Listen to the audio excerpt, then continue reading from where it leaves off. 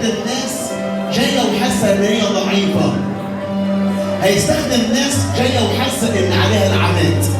رب راح يرفع كل لعنه في هذا الاجتماع باسم الرب يسوع. مش كده بس، ده هيحول لاجلك اللعنه البركه باسم الرب يسوع. رب عارف الأنين والتعب والألم والضيق اللي انت عديت فيه، الاحتمال الصعب اللي جيت في وقت كنت مش قادرة، اتعبت، بس الرب النهارده بيقول لك هديك القدرة في اسم الرب يسوع. هشدد قدميك النهارده، هرفع راسك النهارده في اسم الرب يسوع.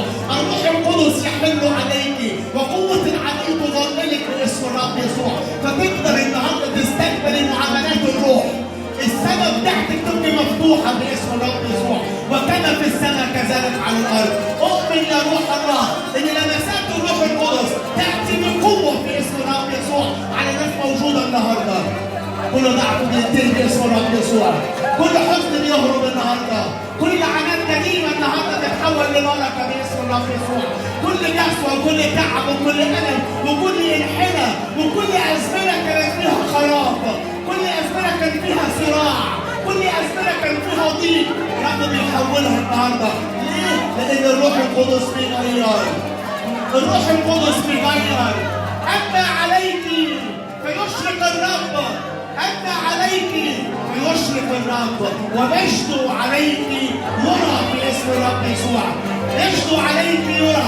ارفع ايدك كده وقولي مجد الرب علي الآن. أنا بستقبل قوة الروح القدس الآن. أنا بستقبل عمل الروح القدس الآن. أنا بستقبل الرب يلمسني الآن بلمسة خاصة في اسم الرب يسوع. أنا بستقبل الرب يقيمني، يسندني، يرفعني النهارده، يشددني في الرب. في ناس وهي بتصلي دلوقتي الرب بيلمسها. في ناس وهي بتصلي دلوقتي الرب بيفتقدها. في ناس وهي بتصلي الرب بيطبطب عليها. حاسس يوم الكلمة دي. في ناس الرب بيطبطب عليها ويقول لها الكلمة دي: كلك جميلة يا بنتي، كلك جميلة، ليس فيك عيب. الرب بيقول لك كده.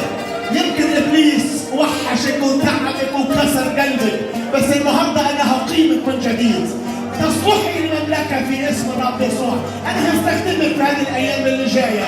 انا هبرك كل ارضك في اسم الرب يسوع. كل وقت مزل عديت فيه، كل وقت تعب عديت فيه، هردك، هرفع راسك في اسم الرب يسوع. هتلبس معاكي في اسم الرب يسوع. يعوض الرب عن كل ازمنه، ازمنه التعب وازمنه الالم وازمنه الضيق، ازمنه قله الحيله.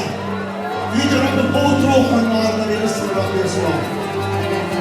اوه هللويا هللويا.